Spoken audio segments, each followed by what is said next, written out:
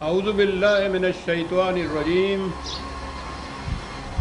بسم اللہ الرحمن الرحیم۔ عزیزان من، آج اگست 1982 کی 6 تاریخ ہے اور درس قرآن کریم کا آغاز سورہ ذاریات کی آیت 19 سے شروع ہو رہا ہے 51 اور 19۔ سابقہ آیات میں مومنین کی صفات یا خصوصیات یا ان کے پروگرام کا ذکر ہو رہا تھا۔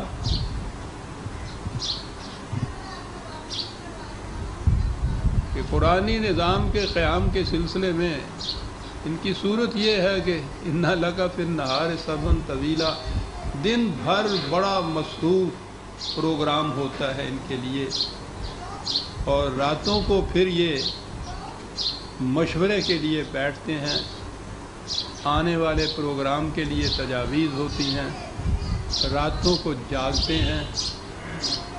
تو یہ شدت شوق کی یہ کیفیت تھی کہ خود خدا کو یہ کہنا پڑا، رسول کو صلی اللہ علیہ وسلم اور آپ کے صحابہ کو رات کو کہنا پڑا کہ تھوڑا جاگا کرو، تم نے دن میں بڑا کام کرنا ہوتا ہے، یہ چیز لمبے عرصے تک صحت نہیں، اس کی اجازت ہوگی، ڈھیر ہو کے رہ جاؤ گے۔ یعنی یہ کیفیت تھی ان کی اس پروگرام کو تکمیل تک پہنچانے کے لیے، شدت آرزو کی تکلیف۔ یہ پچھلی آیتوں میں یہ چیز آ رہی تھی۔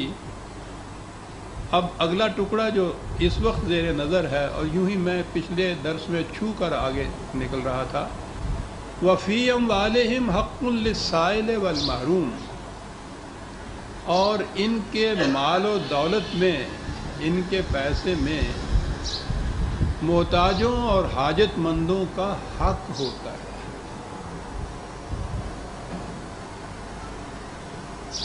بڑی عام فہم سی آیت ہے، وہ نظر آتا ہے کہ ٹھیک ہے، دولت مندوں سے کہا گیا ہے کہ وہ ان محتاجوں، غریبوں، مفلسوں، ناداروں کی مدد کیا کریں، لیکن یہ اتنی اہم آیت ہے اور اس سے قرآن کی اتنی تحریف کی گئی، نظام الٹ کر رکھ دیا گیا کہ ہم اسی مجھار میں اب تک پھنسے ہوئے چلے آ رہے ہیں۔ بظاہر آپ دیکھیں گے کہ اس آیت میں تو کوئی ایسی بات نظر نہیں آتی۔ یہی تو مقامات ہیں کہ جہاں غور کرنا پڑتا ہے انسان۔ قرآن کریم میں یہاں ہی نہیں، 20 مقامات میں یہ کہا گیا ہے غریبوں کی مدد کرو، مسکینوں کی ضروریات پوری کرو، حاجت مندوں کی حاجت روائی کرو، ناداروں کی امداد کرو۔ تو یہ امداد، یہ ان کی ناداری کو دور کرنا، صدقہ، خیرات، زکوٰۃ، اس قسم کی چیزوں سے تھا نا، انفاق جسے کہا جاتا ہے۔ تو گویا اس سے یہ نظر آیا کہ قرآن کریم ایک ایسا نظام سامنے رکھنا چاہتا ہے جس میں مستقل طور پر غریبوں، ناداروں، مفلسوں، بےکسوں، بھوکوں کا وجود رہے، تاکہ یہ احکام جو ہیں صدقہ اور خیرات کے اور بھوکوں کی مدد کرنے پہ ان پر عمل ہو سکے۔ کبھی سوچا ہے آپ نے ان چیزوں کو؟ ہم یہ دیکھ کے خوش ہو جاتے ہیں کہ قرآن نے بڑا زور دیا ہے غریبوں کی مدد کرنے کا، یتیموں کی مدد کرنے کا، بھوکوں کو روٹی کھلانے کا، ننگوں کو کپڑے دینے کا، ناداروں کی ضروریات پورے کرنے کا۔ بہت اچھا نظام ہے، بڑی تاکید کی ہے، بڑا زور دیا ہے، کیا بات ہے۔ لیکن کبھی آپ نے سوچا کہ اس کے معنی کیا ہیں؟ قرآن کے ان احکام کو مستقل مان لیا جائے تو اس کے معنی یہ ہیں کہ قرآن پرپیچولی، مستقل، دائمی طور پر ایسا نظام چاہتا ہے انسانیت کا کہ جس میں بھوکوں کا، ننگوں کا، ناداروں کا، مفلسوں کا، محتاجوں کا وجود مستقل طور پر باقی رہے، اور دوسری طرف ان لوگوں کا وجود باقی رہے جو ان کی پھر مدد کریں، ان کو دیں، صدقہ دیں، خیرات دیں، انہیں ثواب ہو صدقہ و خیرات سے، ان کو جنت ملتی جائے۔ یہ ایک مستقل نظام کی شکل میں گویا سامنے آتی ہے بات کہ وہ نظام ایسا چاہتا ہے جس میں مستقلاً ان کا وجود باقی رہے، قائم رہے. یہ اگر نہ طبقہ رہے تو پھر یہ سارے احکام بقول ان کے صدقہ اور زکوٰۃ کے اور خیرات کے یہ تو معطل ہو گیا، ان پہ عمل کیسے ہوگا؟ اور اگر ایسے نظام ہو جس میں کسی کے پاس زائدہ ضرورت ہو ہی نہ تو وہ صدقہ خیرات کرے گا کہاں سے؟ لہذا اس سے یہ مستنبط ہوا کہ قرآن کے پیش نظر انسانیت کا نظام یہ ہے کہ اس میں مستقل طور پر محتاجوں اور محروموں اور ناداروں اور بھوکوں کا وجود قائم رہے اور دوسری طرف دولت مندوں کا وجود قائم رہے جو صدقے اور خیرات سے ان کی مدد کرے. کیا خیال ہے آپ کا؟ دنیا کے سامنے آپ اس نظام کو فخر کے ساتھ پیش کر سکتے ہیں؟ انسانیت کی تذلیل کی نگاہیں جھک جاتی ہیں اگر یہ تصور کیا جائے کہ ایک ایسا دین ہے خدا کا دیا ہوا کہ جس میں انسانیت کا نظام یہ پیش کیا گیا ہے. ہندوؤں پہ تو اعتراض ہم کرتے تھے کہ انہوں نے کہا کہ صاحب خدا نے ہی خود یہ ورن یا طبقات پیدا کر دی ہیں. طبقات کا لفظ میں خاص طور پہ لایا ہوں کہ آج کے دور میں یہ سمجھ میں بات آتی ہے کہ برہمن ہیں، کشتری ہیں، شودر ہیں، ویش ہیں اور شودر ہیں. شودر مستقل طبقہ جو ان تمام طبقوں کی خدمت کرنے کے لیے ہے، محتاجوں کے لیے محتاج ہیں، بھوکے ہیں، مسکین ہیں، ان کو پن دان سے ان کی مدد کی جائے گی. بھیک کے ٹکڑے ان کے بچوں کے جھولی میں ڈالے جائیں گے جیسے کتوں کو دیے جاتے ہیں، اور یہ مستقل رہے گا طبقہ. یہ نظام یہ پیدائشی ہے، برہما کا نظام ہے. اس پہ تو ہم اعتراض کرتے رہتے ہیں ہمیشہ اور کبھی غور نہیں کرتے کہ اپنے ہاں ہم جس نظام کو پیش کر رہے ہیں وہ نظام تو بیان ہی وہی ہے کہ ایک مستقل طور پہ آپ کے ہاں طبقہ یہ موجود ہونا چاہیے. تو موجود ان کے کہنے کے مطابق موجود کس طرح سے کہ جی رزق کو خدا نے اپنے ہاتھ میں رکھا ہوا ہے. وہ جن کو غریب پیدا کرتا ہے ان کو تو غریب ہی رہنا ہے، اور اس کا نظام یہ ہے کہ وہ غریب پیدا کرتا چلا جائے گا، محتاج پیدا کرتا چلا جائے گا، اور دوسری طرف دولت مند پیدا کرتا چلا جائے گا، اور پھر ان سے کہے گا کہ تم کچھ دو چار روٹی کے ٹکڑے ان کی جھولی میں ڈال دیا کرو. یہ خدا کا تصور آیا ہے اس قابل کہ آپ فخر سے دنیا کے سامنے خدا کا یہ تصور پیش کریں؟ ہے یہ نظام اس قابل کہ آج اگرچہ دنیا میں کیپٹلزم کا بھی بڑا زور ہے پھر بھی ویلفیئر اسٹیٹ تک تو وہ پہنچ چکے ہوئے ہیں. وہ ایسی اسٹیٹس ہیں جہاں کوئی بھوکا نہیں ہے. آپ کے ہاں یہ ہو نہیں سکتا کہ آپ کہہ رہے ہیں کہ یہ تو خدا کا نظام ہے جو ہم پیش کر رہے ہیں. یہ چیز تھی عزیز من جو میں نے کہا تھا کہ یوں نہ گزر جایا کیجیے. پھر بات کیا ہوئی؟ قرآن میں احکام تو یہ ہیں، بھوکوں کی روٹی کا انتظام کرو، غریبوں کی مدد کرو، مخلص و ناداروں کی امداد کرو. خیرات کا تو خیر لفظ اس میں نہیں آیا، صدقہ ہے وہ زکوٰۃ کا آپ کہتے ہیں اسی مقصد کے لیے. انفاق کا لفظ جو ہے کہ ان کے لیے یہ خیرات کیا کرو. اس سے تو وہی بات نظر آ رہی ہے جو میں پہلے کہہ رہا. اور وہ نظام تو آج کی دنیا میں بھی سرمایہ دارانہ نظام کے اندر بھی جو مملکتیں ہیں وہ بھی اس حد تک نہیں پہنچی کہ مستقل طور پر آپ نے ہاں وہ کہیں کہ ایک طبقہ موجود رہنا چاہیے. آپ کے ہاں خدائی نظام یہ بتایا جا رہا ہے مستقل، ابدی، غیر متبدل، آپ بدل نہیں سکتے. یہی نظام ہے اسلام کا. معاذ اللہ. پھر کیا ہے یہ بات؟ پہلی چیز تو یہی ہے کہ یہ جو آپ کہتے ہیں یہ غریب ہے، یہ مفلس ہے، وہ امیر ہے، وہ دولت مند ہے، یہ خدا کے پیدا کیے ہوئے نہیں ہیں. دولت کی غلط تقسیم سے یہ طبقات وجود میں آتے ہیں، اور وہ تقسیم انسانوں نے اپنی پیدا کی ہوئی ہے.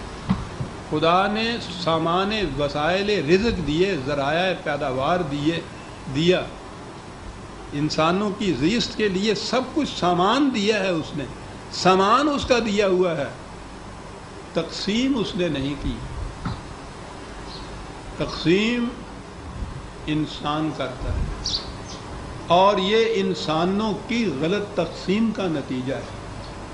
جس شخص کے پاس اپنا پیٹ بھرنے کے بعد ایک روٹی فالتو ہے، یہ روٹی اس بھوکے کے منہ سے چھینی ہوئی ہے جس کو 2 کی ضرورت تھی اور 1 مل رہی ہے۔ یہ روٹی آسمان سے نہیں اس کو ملتی زیادہ، اس سے چھینی ہوئی روٹی۔ نظام ایسا ہے کہ اسے 1 ہی ملے گی، اسے 3 ملیں گی۔ انسانوں کا اپنا قائم کیا ہوا نظام۔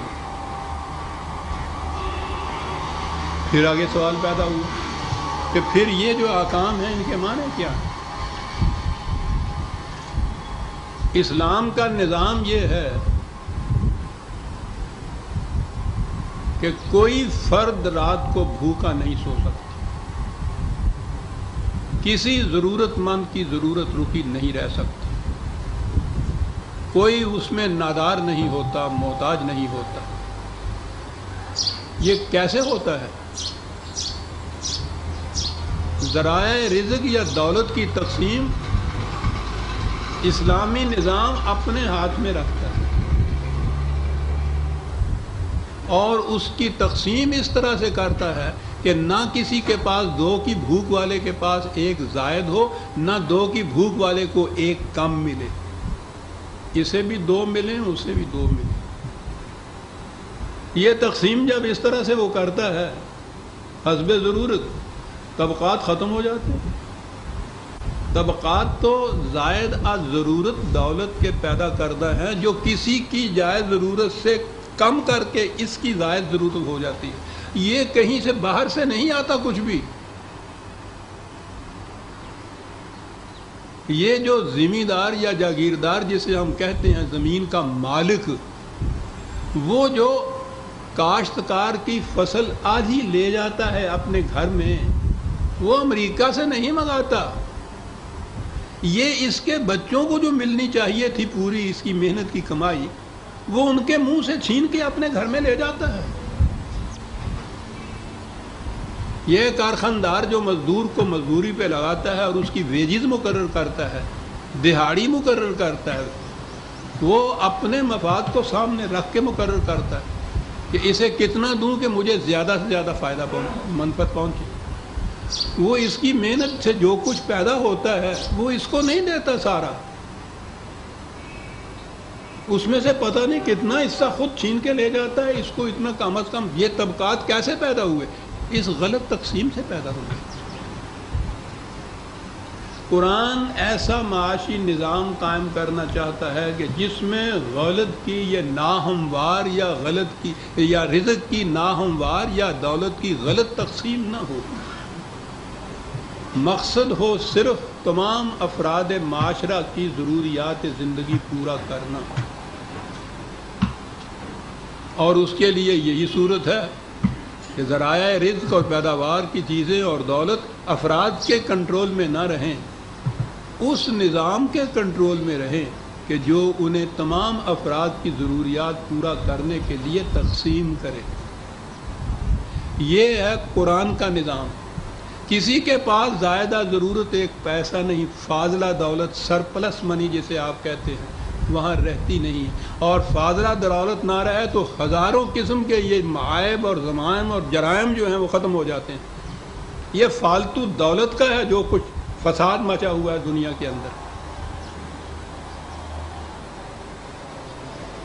تو قرآن کا نظام یہ ہے، یہ چیز متعدد بار سامنے آئی۔ میری تو زندگی کا مشن ہی اس معاشی نظام کا، قرآن کے معاشی نظام کا پیش کر، یہ ہے معاشی نظام قرآن کا۔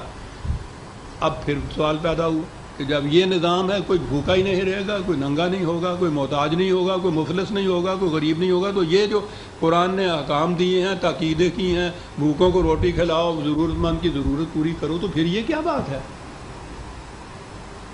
بات سمجھ لینے۔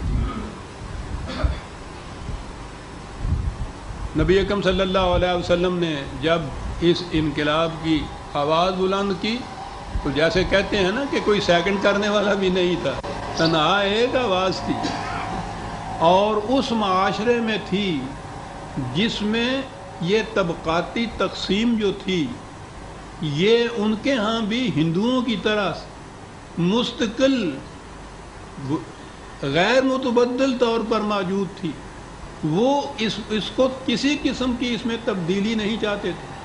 شودر یہاں کہا جاتا تھا، وہاں غلام کہا جاتا تھا۔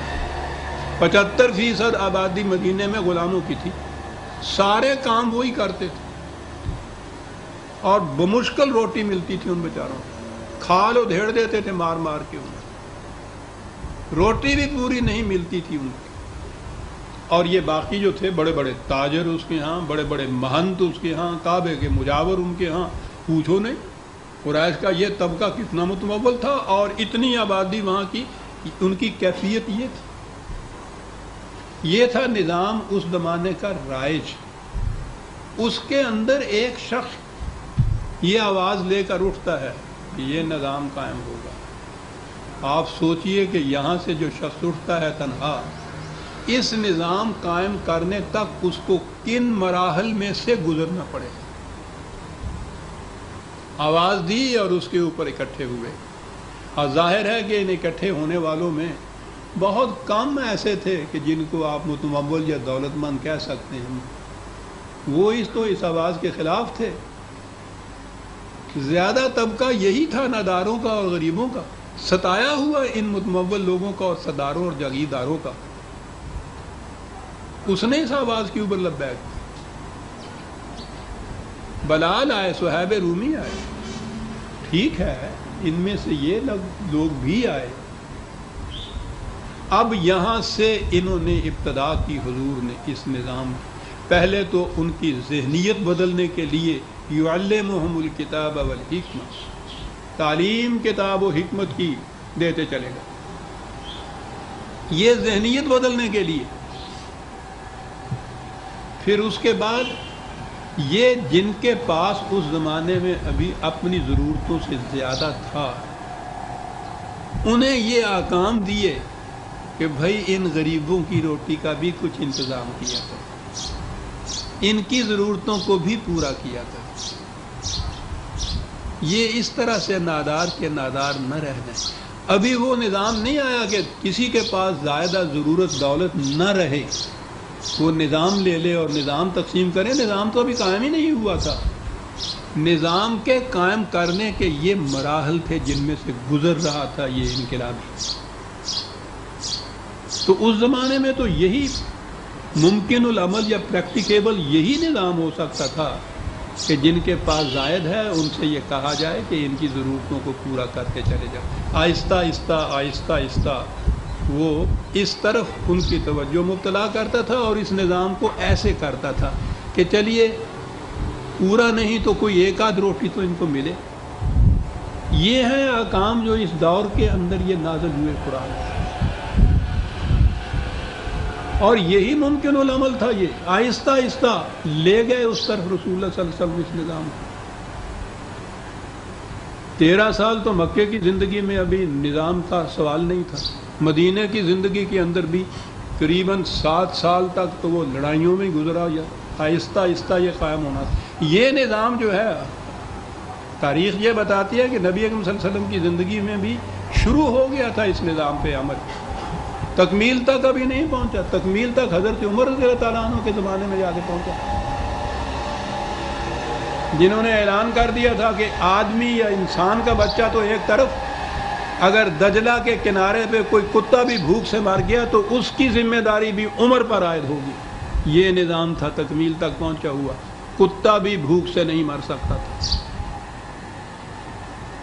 حضور نے یہ فرمایا تھا کہ جس بستی میں رات کو ایک فرد بھی بھوکا سو جائے، اس بستی سے خدا کی حفاظت کی ذمہ داری ختم ہو جاتی ہے۔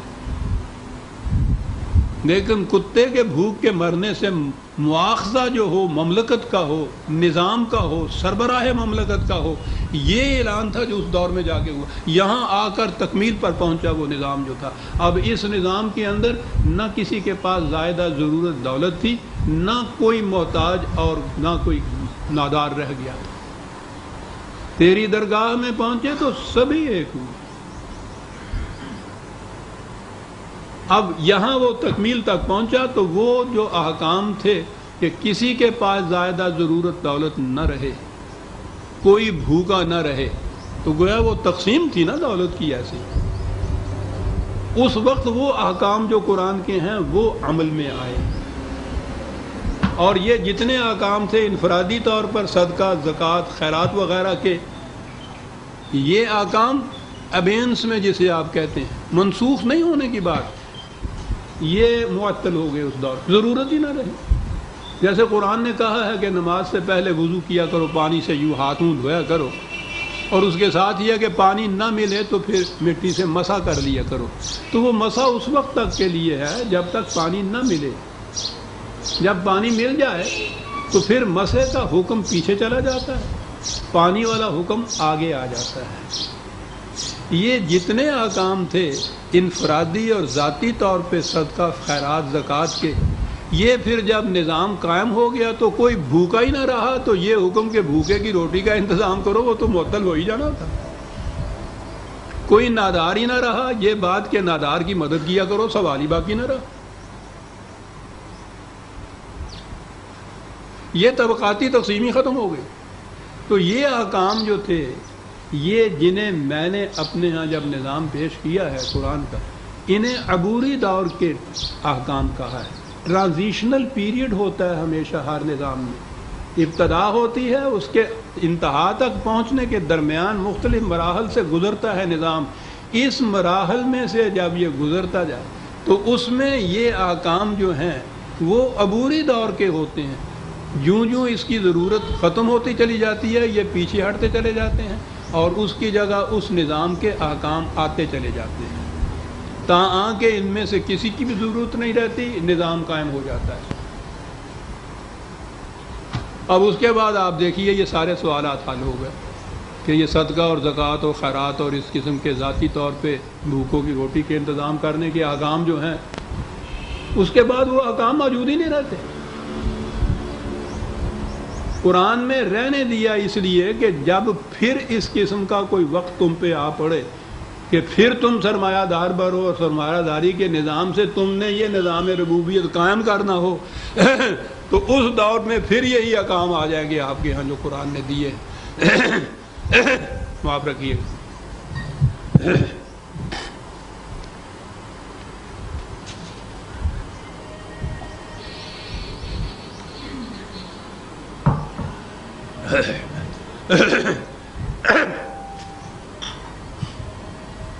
جب یہ حکم آ گیا کہ یسألونک ماذا ينفقون قل العفو، یہ کہتے ہیں کہ ہم اپنی محنت سے جو کچھ ہم نے کمایا ہے اس میں سے ہم کتنے کے حقدار ہیں اور کتنا دوسروں کی ضرورت کے لیے دے دیا جائے. کہا ان سے کہو کہ جتنی تمہیں ضرورت ہے اپنی ضرورت کے مطابق صرف تم اس میں سے لے سکتے ہو، اس سے اگر زائد ہے وہ دوسرے کے لیے ہے جس کی ضرورت پوری نہیں ہو رہی. جب یہ حکم آ جائے تو اس کے بعد پھر یہ غلط تقسیم دولت کی جو ہے، کسی کے پاس زائدہ ضرورت رہے کوئی محتاج رہے، یہ ختم ہو جائے گی تقسیم. لیکن جب تک وہ نظام قائم نہیں ہوگا اس دوران میں یہ عبوری دور کے ٹرانزیشنلی احکام تھے جو اس طرح سے دیے گئے. یہ تھا جی وہ نظام. اس کے بعد آپ کے یہاں ملوکیت آئی، اور ملوکیت کے ساتھ ہی نظام سرمایہ داری آ گیا. تو نظام سرمایہ داری میں یہ جو قرآن کا نظام تھا اس میں تو سوال ہی نہیں پیدا ہوتا اس نظام سرمایہ داری کہ ایک کے پاس اتنی دولت ہو کہ رکھنے کو جگہ نہ ہو اور باقی 75% آبادی جو ہے رات کو بھوکی سوئے. لیکن اس ملوکیت کے نظام میں تو یہ چیز ہوئی. آپ کو پتہ ہے اس کا جواز کس طرح سے نکالا گیا؟ جواز نکالا گیا کہ قرآن میں یہ احکام جو ہیں صدقے، زکوٰۃ، خیرات، غریبوں کی مدد کرنا، بھوکوں کی مدد کرنا، یہ تو قرآن میں حکم ہے. تو اس لیے ان احکام پہ تو عمل اسی صورت میں ہو سکے گا کہ یہاں بھوکے ننگے رہیں اور کچھ لوگ امیر ہوں.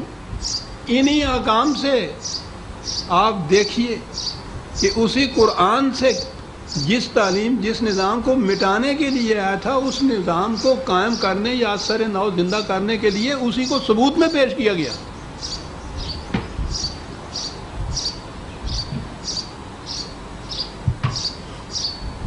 کیسے تعویلیں کی گئیں کیسی کیسی پھر حدیثیں وضع کی گئی.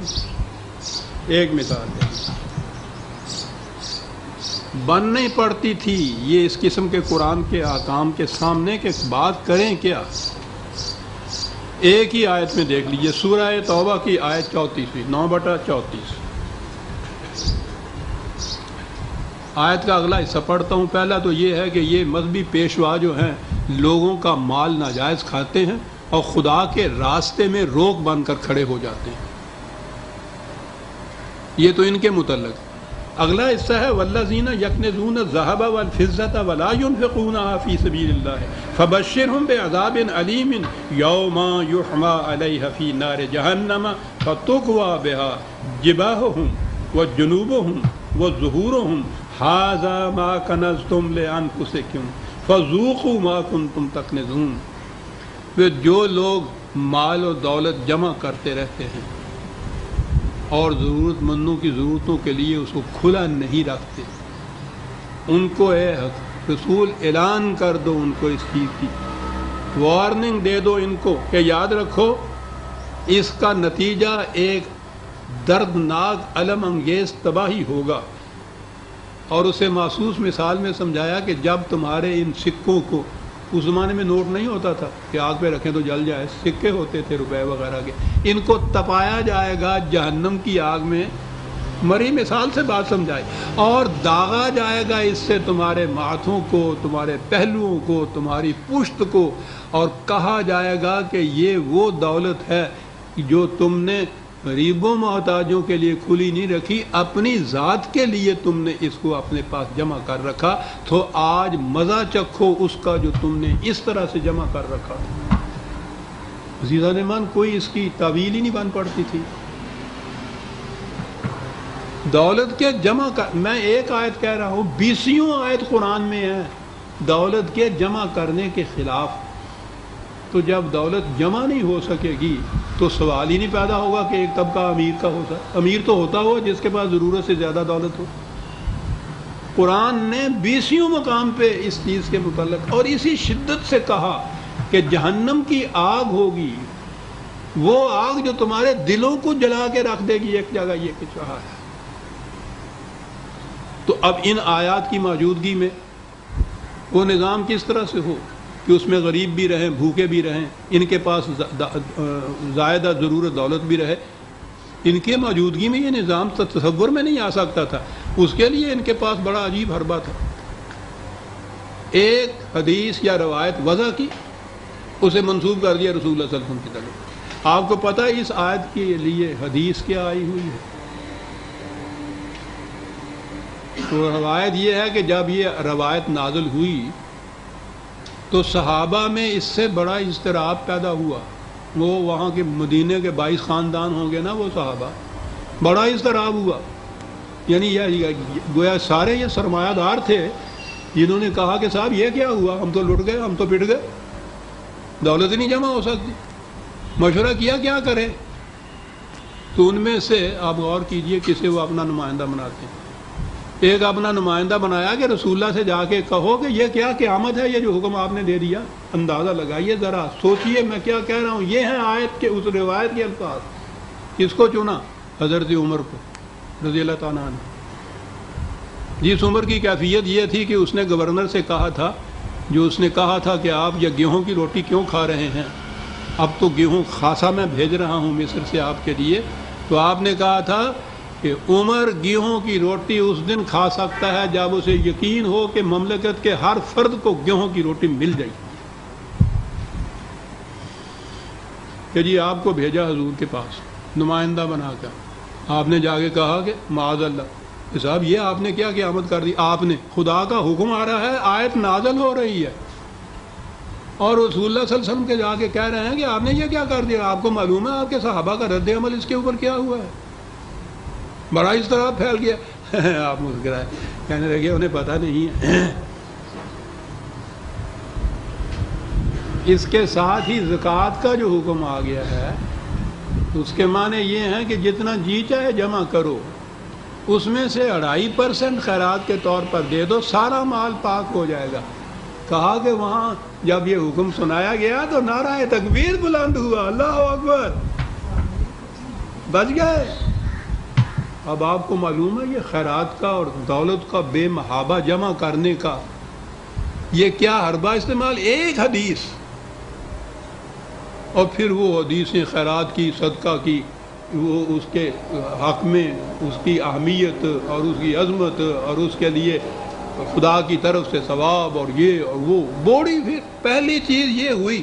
اب آپ سوچ لیجئے یہ جسے زکوٰۃ کہتے ہیں 2.5%، وہ کیسے واجب ہوئی؟ آپ جتنا جی چاہے جمع کر لیجیے۔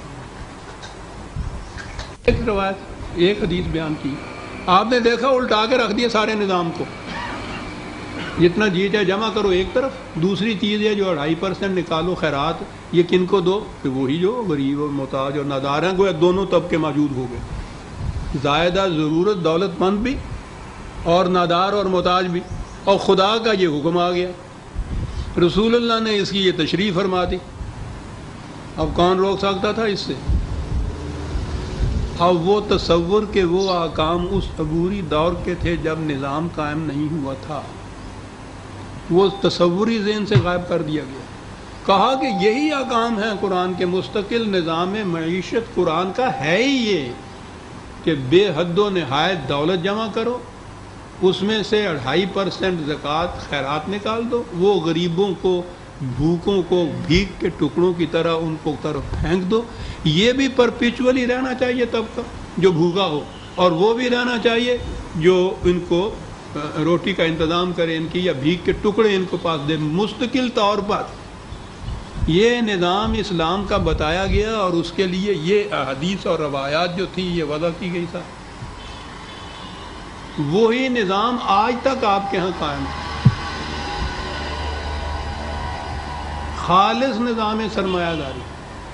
ہر کیپیٹلسٹ کنٹری کے اندر آپ دیکھیے گا کہ وہاں کے جو امیر دولت مند لوگ ہیں وہ چیریٹیبل انسٹیٹیوشن میں کتنا دیتے ہیں، خیراتی کاموں میں کتنا صرف کرتے ہیں، تو وہی چیز تو یہ ہے آپ کے ہاں جو ہو رہی ہے۔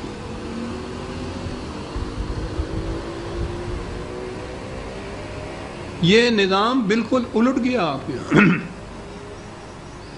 یہ تمام آیات قرآن کی جو تھیں جو اس عبوری دور سے متعلق تھی، بجائے اس کے کہ یہ ہوتا کہ صاحب وہ نظام قائم کیا جائے جس میں یہ چیزیں باقی نہیں رہتی، کہا کہ نہیں، یہی مستقل نظام ہے اسلام کا۔ اس کی دوسری مثال جو ہے غلام اور لونڈیوں کا مثال۔ نزول قرآن کے وقت جیسا میں نے عرض کیا ہے، عربی معاشرہ بھرا پڑا تھا غلاموں سے اور لونڈیوں سے، لا تعداد لونڈیاں تھا، ان سے نکاح کی بھی ضرورت نہیں ہوتی تھی۔ غلام جو تھے وہ سارا کام جتنا بھی تھا مزدوروں کا کرتے تھے، پیٹ بھر کے ان کو روٹی بھی نہیں مل سکتی تھی، وہ کہیں بھاگ کے بھی نہیں جا سکتے تھے، وہ پکڑے جاتے تھے جہاں بھی جائیں اور ان کو واپس کیا جاتا تھا۔ یہ تھا اس زمانے کا غلاموں اور لونڈیوں کا نظام۔ قرآن نے آگے نظام یہ دیا کہ ہر انسان یکساں طور پہ واجب التکریم ہے، اس میں آقا اور غلام کوئی تفریقی نہیں ہے، یہ نظام دینا تھا۔ لیکن اگر شبہ شب اس کو الٹ دیتے، اس نظام کو جو اس وقت تھا، 75% آبادی کو کیا کرتے اس وقت؟ معاشرے کا نظام الٹ جاتا اگر ایسی چیز۔ یہی چیز ہے کہ اس قسم کا جو انقلاب ہوتا ہے یکا یک نہیں لایا جاتا۔ یکا یک تو آپ لاہور کی سڑکوں کا نام ایک رات کو بدل دیجئے، صبح اٹھیے آپ دیکھیے کتنے ٹکراؤ ہوتے ہیں یہاں۔ اس کو آہستہ آہستہ وہاں تک لے جانا ہوتا ہے۔ قرآن کریم میں جتنے بھی احکام آئے ہوئے ہیں لونڈیوں اور غلاموں کے، وہ اس دور سے متعلق ہیں جس میں ان کو آہستہ آہستہ جو موجود تھے ان کو جزو معاشرہ بنایا گیا، اور آئندہ کے لیے دروازہ بند کر دیا غلاموں اور لونڈیوں کا۔ غلامی کو ختم کر دیا، وہ ذریعہ بند کر دیا جس میں سے غلام آتے تھے جنگ کے قیدی۔ کہا گیا کہ جنگ کے قیدیوں کو یا تو فدیہ اور کفارہ لے کے اپنے قیدیوں کے عوض میں یا ان سے پیسے لے کے رہا کرو، اور اگر ایسی صورت نہ ہو کہیں احساناً ان کو رہا کرو۔ انسان کو اس طرح سے اپنی قید میں نہیں رکھ سکتا۔ ہمیشہ کے لیے غلامی کا دروازہ بند کر دیا۔ اور ان کو آہستہ آہستہ آہستہ آہستہ جزو معاشرہ بنا دیا. اس کے بعد یہ موجود ہی نہیں تھے. جب یہ ملوکیت آئی آپ کے ہاں تو اسی طرح سے غلامی کا بھی رواج ہوا. پھر غلام بننے شروع ہوئے، پھر لونڈیاں آنی شروع ہوئیں. یہ جو آپ کے ہاں وہ یہ جو عباسیوں کے ہارون رشید اور مامون الرشید، ذہن میں ایسے آتا ہے کہ الرشید کے نام سے پتہ نہیں صاحب کتنے متقی پرہیزگار قسم کے یہ تھے سلاطین. ایک ایک کے محل میں 3,000 لونڈیاں رکھتی تھیں. انسان تھے یہ. پھر آپ کہیں گے کہ یہ کیسے ہوا؟ وہی احکام جو عبوری دور کے قرآن میں دیے گئے تھے لونڈیوں کے متعلق، کہا گیا کہ یہ مستقل احکام ہے. لونڈیوں کا وجود اسلام کے اندر مستقل طور پر خدا کی منشا کے مطابق ہے. ارے وہ تو قرآن کی آیت میں یہ تھا. میں نے ابھی کہا ہے نا کہ قرآن نے جو دولت جمع کرنے کے خلاف کہا تھا، اس کی کس طرح سے تفسیر کی گئی، تعویل کی گئی روایات یا حدیث کی روح سے. ان کے متعلق یہ کہا گیا غلام جو جنگ کے قیدی عورتیں جو آئیں ان کے متعلق کہا گیا کہ سربراہ مملکت کو یا نظام کو اس کی اجازت ہے کہ ان کو فدیہ دے کے چھوڑ دے، احساناً چھوڑ دے، قتل کر دے، یا ان عورتوں کو سپاہیوں میں تقسیم کر دے کہ وہ ان سے جنسی تمتع کریں. نکاح کی ضرورت نہیں، تعداد کی ضرورت نہیں. ان کو بیچا جا سکتا ہے، فروخت کیا جا سکتا ہے. یہ سارے احکام آپ کے ہاں موجود ہیں. پرانے زمانے کی بات نہیں. آج آپ کے ہاں کے جو مجتہد ہیں وہ بھی یہی احکام لا رہے ہیں. آپ کو یاد ہوگا مودودی صاحب کے ساتھ جو میرا جھگڑا مباحثہ تھا، ان کی کتاب موجود ہے غلام اور لونڈی میں. یہ سارا کچھ اس میں موجود ہے. بیچی جا سکتی ہیں، خریدی جا سکتی ہیں، تحفتاً دی جا سکتی ہیں. کوئی تعداد نہیں، نکاح کی ضرورت نہیں. یہ سارا کچھ موجود ہے ان کی کتاب میں آج اس دور میں. اور اس کے لیے وہ ساری چیزیں روایات فقہ کے یہ سارے مسائل آپ کے ہیں. آپ کو معلوم ہے آئلی قوانین کے خلاف جب یہ بات ہوئی تھی کہ ایک سے زائد بیوی کرنا ہو تو اس کے لیے اجازت لینی پڑے گی، تو آپ کی پارلیمان میں ایک بہت بڑے مولانا صاحب نے یہ کہا تھا کہ اگر یہ قانون تم نے جبراً پاس کرنا ہی ہے تو کم از کم ہمیں ایک ایک لونڈی رکھنے کی تو اجازت دے دو. آپ کے پارلیمان میں پاکستان کے آج بھی ان کے ہاں یہ احکام ہیں.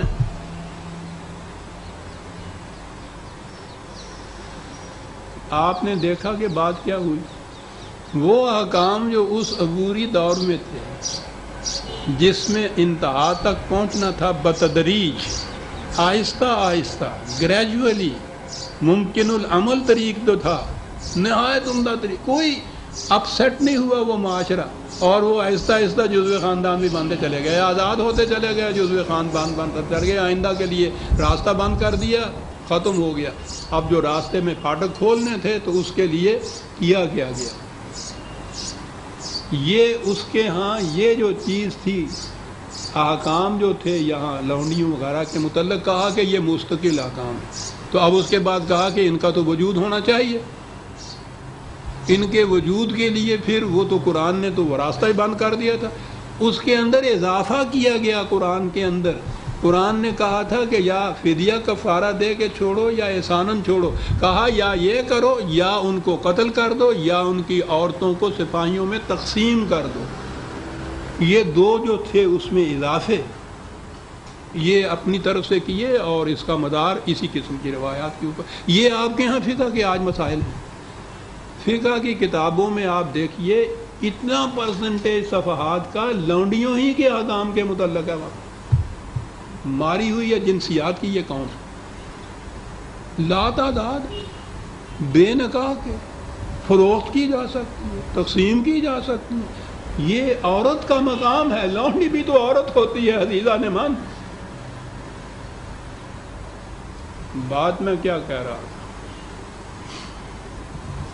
کہ قرآن کے جو احکام عبوری دور کے دیے تھے کہ یہاں سے سٹارٹ کرو، آہستہ آہستہ وہاں تک پہنچ جاؤ، اور جب انتہائی طور پہ وہ نظام قائم ہوگا تو یہ احکام باقی نہیں رہیں گے، رائج العمل نہیں رہیں گے. اس کے بعد ان احکام کو مستقل احکام تصور کر کے اور ان کے اوپر چلا گیا. 1000 سال سے آپ کے ہاں یہ ہے اسلام چلا آ رہا, اور اسی اسلام کے احیاء کی, زندہ کرنے کی اب کوشش ہو رہی ہے. حتیٰ کہ زمانے کے تقاضوں کے ہاتھوں جب یو این او نے سلیوری یا غلامی کے خلاف اپنے چارٹر میں یہ لکھا تھا کہ غلامی نہیں رہ سکتی, ان میں میجورٹی کیا, overwhelming majority U N O کے ممبروں کی سیکولر حکومتیں تھیں, اسلامی نہیں تھیں. انہوں نے تو مل کے یہ چارٹر پاس کر دیا. آپ کو یاد ہے کہ آپ کے ہاں کی اس زمانے کے سعودی عربیہ نے اس پہ دستخط نہیں کیے تھے. انہوں نے کہا تھا کہ یہ اسلام کے خلاف ہے اور ہم تو شریعت والی حکومت ہیں. یہ تو اس کے بعد میرا خیال ہے یہ پچھلے فیصل یا ان کے والد نے, نہیں فیصل نہیں غالباً, میں یقینی طور پہ نہیں کہہ سکتا, بہت عرصہ کے بعد زمانے کے تقاضوں سے تنگ آ کے پھر انہوں نے دستخط کیے تھے. اور آج بھی آپ کے ہاں یہ احکام موجود ہیں. یہ آپ کے جو فقہا اب بنا رہے ہیں یہ قوانین وغیرہ. میں نے عرض کیا ہے نا کہ مودودی صاحب کی تو کتاب آج کی ہے, یہاں تفسیر ان کی جو ہے اس کے اندر یہ موجود ہے, پہلی جلد کے اندر. پوری کی پوری تقسیم یہ لونڈیوں کی بیچی جا سکتی ہیں, بلا تعداد کے, بلا نکاح کے تمتع کیا جا سکتا ہے, فروخت کی جا, یہ ساری چیزیں موجود ہیں. یہ اب آپ کے لیے نئے قوانین مرتب کر رہے ہیں. بات کیا تھی؟ یوں میں نے کہا کہ قرآن کی تعریف کی جاتی ہے. کیسے فائدہ اٹھاتے ہیں یہ ایکسپلائٹ کرنے والے, انہی کو ایکسپلائٹ کر کے اور اس کو پیش کر دیتے ہیں. عام لوگوں کو تو معلوم نہیں ہوتا. جب کہا جائے کہ قرآن کے اندر تو یہ لکھا ہوا ہے لونڈیوں کے متعلق, تو کہتے ہیں ہاں جب پھر لکھا ہوا ہے تو لونڈیاں تو ہوں گی. یہ کوئی نہیں بتاتا. کوئی تفسیر آپ کے ہاں کی یہ نہیں بتاتی. سب تفسیریں آپ کے ہاں کی ملوکیت کے زمانے کی لکھی ہوئی, ساری تاریخ آپ کے ہاں کے ملوکیت کے زمانے کی, ساری روایات ملوکیت کے زمانے کی. ان میں نظام سرمایہ داری کے متعلق بھی یہ احکام, غلام لونڈیوں کے متعلق بھی یہ کام. یہ تو میں نے مثال دی ہے دوسری کہ عبوری دور کے احکام سے کس طرح سے ناجائز فائدہ اٹھایا جاتا ہے. یہ ہے جو نظام آپ کے ہاں جو دنیا میں پیش کیا جاتا ہے, اسے فخر سے کہتے ہیں اسلام کا نظام. بات اتنی سی تھی کہ قرآن نے یہ جو احکام دیے تھے اس دور کے لیے, ان کو مستقل احکام سمجھ لیا گیا, کہہ دیا گیا, سمجھ نہیں دیا گیا, جانتے تھے اور اس سے یہ ناجائز فائدہ اٹھایا, ایکسپلائٹ کیا اس چیز. آج بھی وہ لوگ ہیں جو یہ کہتے ہیں کہ نہیں صاحب یہ عبوری دور کے احکام کیا ہو, قرآن کے احکام ہیں, ہر وقت قرآن کے احکام تو زندہ رہتے ہیں.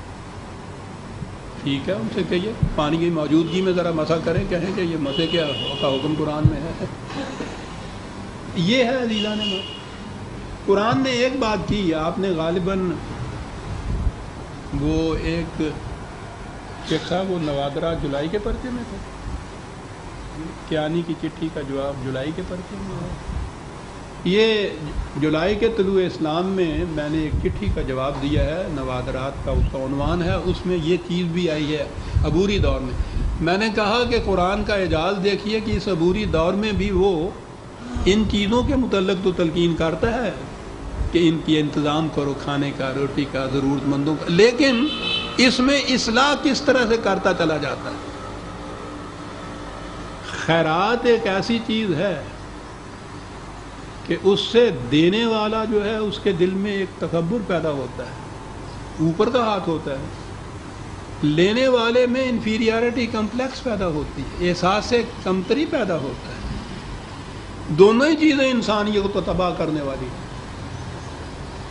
اسی لیے ایک حدیث میں ہے, اور میں سمجھتا ہوں کہ بڑی صحیح ہو سکتی ہے, حضور نے فرمایا کہ خیرات سے دل مردہ ہو جاتا ہے.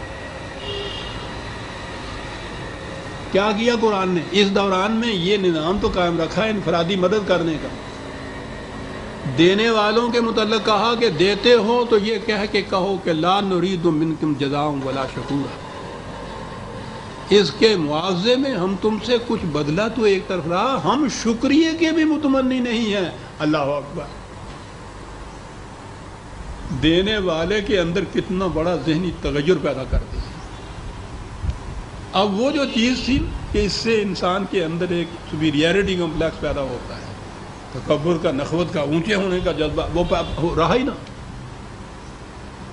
اور ان سے کہا کہ تم کوئی چیز بھیک منگوں کی طرح خیرات کے طور پر نہیں لیتے، فی اموالہم حق للمسلوب، تمہارا حق ہے ان کی زائد دولت کے اندر، ایز آف رائٹ ڈیمانڈ کر سکتے ہو تم ان سے۔ خیرات کا جذبہ جو تھا وہ نکال دی۔ اسے کہتے ہیں یہ خداوندی طریق اور نبوی عمل، کہ یہ ناگزیر تھا کہ یہ سلسلہ رہتا عبوری دور کا کچھ وقت کے لیے، غریبوں ناداروں کی مدد کرنے والے ہوتے، یہ لیتے ان سے، لیکن ان دونوں کے اندر جو اس پہلے جذبہ کے ماتحت جو چیز پیدا ہونی تھی، اخلاف انسانیت، اس کا تدارک اس دور میں بھی کر دیا صاحب۔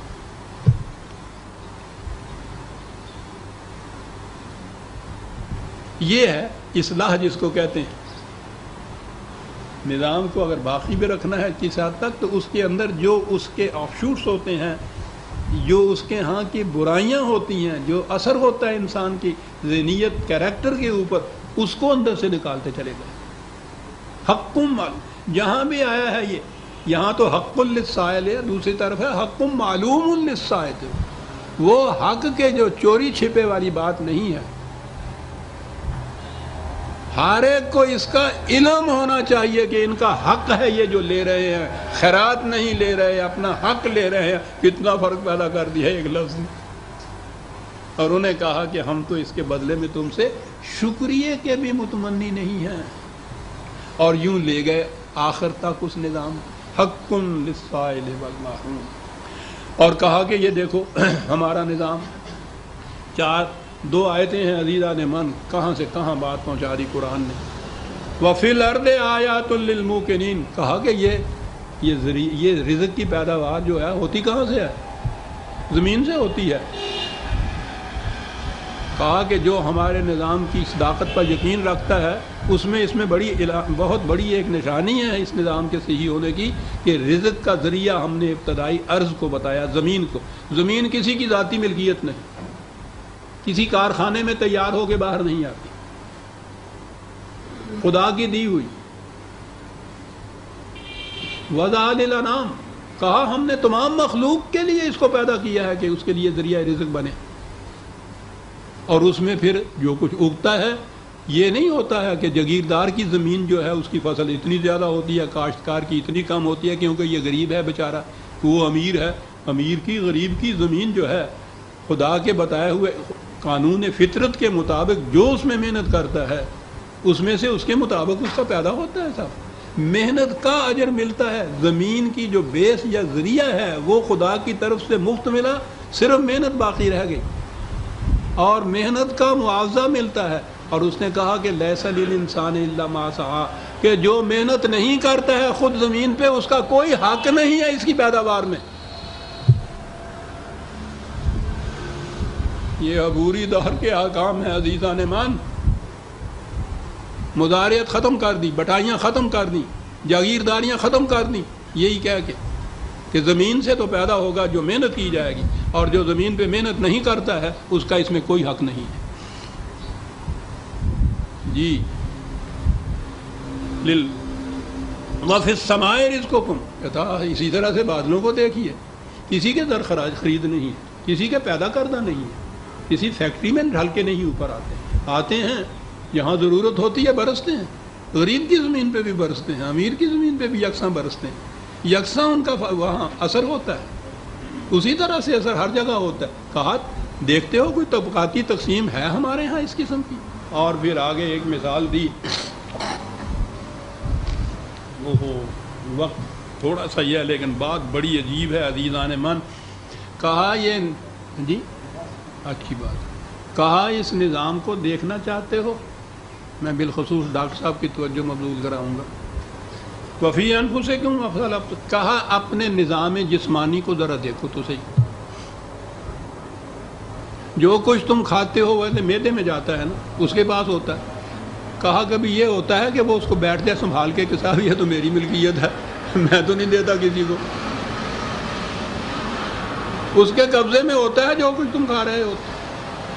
تمہاری زندگی کا دار و مدار اس پہ ہے جو تم کھا رہے ہو، اور وہ سب سے پہلے اس کے پاس جاتا ہے. اور وہ ہوتا بھی اس گتھلی کی طرح ہے کہ جس کو اوپر سے گنڈ دے دو تو سیدھے کوئی نکل ہی نہ سکے وہ بچوں. کہنے لگا کبھی یہ ہوتا ہے اس میں کہ وہ بیٹھ جائے اس کو لے کے. اس کا فنکشن جو ہے کہ جسم کی نشو و نما کے لیے اس کو تیار کر دے، وہ اتنی محنت کرتا ہے اور سارے کا سارا آگے پاس کر دیتا ہے کہ میرے حصے میں جب آئے گا تقسیم ہوگی تو اس میں سے مجھے ملے گا براہ راست. اس میں سے ایک حبہ بھر نہیں رکھتا اپنے پاس، آگے پہنچا دیتا ہے. اور جس عزم میں سے وہ گزرتا ہے وہ اپنا فنکشن ادا کیے چلا جاتا ہے اور اس کو آگے بھیجتا چلا جاتا ہے. تاکہ وہ، اگر میں غلطی نہیں کرتا اس نظام میں، کہ انتریوں میں جاتا ہے، خون کے اندر وہ جز سارے اس کے مل جاتے ہیں، خوراک کے، غذا کے، جس میں نیوٹریشن ہوتی ہے، جو ذریعہ ہوتا ہے نشو و نما کا، زندگی کا، خون کے اندر وہ چلے جاتے ہیں. خون بھی یہ نہیں ہوتا ہے کہ وہ اب آ گیا اس کے پاس اور اس سے کو چھین نہیں سکتا کہ خود وہ سارے کا سارا دل کی طرف منتقل کر دیتا ہے، وہ وہاں سے پمپ کرتا ہے. غور کیجیے، نہ جگر اپنے طور پہ کچھ رکھتا ہے جو خون کے بناتا ہے، نہ دل اپنے لیے بیٹھ جاتا ہے سمیٹ کے کہ یہ تو ساری میری ملکیت ہے. کوئی اپنی ملکیت نہیں اس کو بناتا. تقسیم اس طرح سے ہوتی ہے جس کو جتنی ضرورت ہوتی ہے اندر اجزاء کو، ان کو یہ کچھ ملتا چلا جاتا ہے، بلا مزد و معاوضہ ملتا چلا جاتا ہے، اپنا اپنا کام کرتے چلے جاتے ہیں. جہاں کہیں ایسی کوئی بیماری آتی ہے کہ وہ سعی یا صحیح یا محنت کرنے کے قابل نہیں ہوتا، وہاں مشکل آ جاتی ہے، پھر اس کے لیے علاج کرنا پڑتا ہے کہ وہ تندرست، اس کو کہتے ہیں پھر جو اپنا کام کرنے کے قابل، اس کو تندرست کرنا پڑتا ہے، شفاعت دینی پڑتی ہے پھر.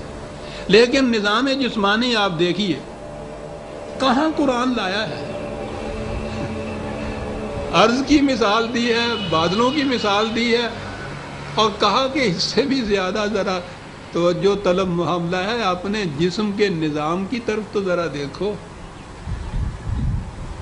زائدہ ضرورت کوئی اپنے پاس رکھ لے جناب، افارہ ہو جاتا ہے پیٹ میں، مصیبت پڑ جاتی ہے. کہا نہیں، یہ ہے جس نظام کے روح اندر طبقات نہیں ہے، ضرورت کے مطابق ہر ایک کی تقسیم ہوتی چلی جاتی ہے جناب. وفی انفسکم وفی بس وفی السماء رزقکم. کہتا ہے اس نظام کے بعد وما توعدون، جو تمہیں یہ کہا جاتا ہے نا کہ یہاں کوئی بھوکا نہیں رہے گا، کوئی ننگا نہیں رہے گا، اس کے متحد ہمارا یہ وعدہ پورا ہوگا جو ہم کر رہے ہیں. تب وعدہ پورا کرے گا. اور آگے فَوَرَبِّ السَّمَاءِ وَالْأَرْضِ إِنَّهُ لَحَقٌّ مِثْلَ مَا أَنَّكُمْ تَنطِقُونَ. او تیرا خدا زمین اور آسمان کا، ارض اور بادلوں کا خدا، وہ اس چیز کی شہادت دیتا ہے کہ جو ہم کہہ رہے ہیں یہ ایسا ہی سچا ہے، ایسا ہی واقعتاً سچی بات ہے جیسے گویا تم آپس میں ایک دوسرے سے بات کر رہے ہو. بڑی سچی تے پکی گل ہے جڑی اسی کرنے ہیں. یہ نظام ایسا قائم کر لو تم، اور پھر دیکھو کہ جو وعدہ ہم نے کہا ہے کہ کوئی رات کو بھوکا نہیں سوگا، پورا ہوتا ہے یا نہیں. کہا تیرے اللہ دی سوں ہے، میں یہ جڑا کچھ کہنا ہے گا یہ ہو کے رہے گا، یہ تسی یہاں کر لو گے. فَوَرَبِّ السَّمَاءِ وَالْأَرْضِ إِنَّهُ لَحَقٌّ مِثْلَ مَا أَنَّكُمْ تَنطِقُونَ. ارض اور سماوات کا رب، ایک لفظ رب دیکھیے کیا کہاں آیا ہے. نشو و نما دینے والا، شہادت میں وہ ذرائع رزق کو پیش کر رہا ہے، اس کو نشو و نما دینے والا، اس کا مالک، اس کا کنٹرول کرنے والا وہ گواہی دیتا ہے کہ جو کچھ ہم کہہ رہے ہیں کہ کوئی بھوکا نہیں رات کو سوئے گا، یہ ہو کر رہے گا. یہ ایسی سچی بات ہے، ایسی ایک محسوس چیز ہے، جیسے تم ایک دوسرے سے بات کرتے ہو تو تمہیں معلوم ہوتا ہے نا یہ کیا کہہ رہا ہے، میں کیا کہہ رہا ہوں. کہا یہ اس کو یوں سمجھو، یہ اسی طرح سے سچی بات ہے. اور اس کے بعد پھر آگے تاریخی شہادتیں پیش کرتا ہے. قرآن کا انداز ہی یہ ہے کہ پھر وہ اپنے دعوے کے ثبوت میں تاریخی شہادتیں پیش کرتا ہے۔ آگے وہ بات آتی ہے عزیزان من، سورہ الزاریات کی آیت 23 تک ہم آئے ہیں۔ وہ کارڈ کہاں ہے؟ ہم نے ایک بڑا ضروری اعلان ہے۔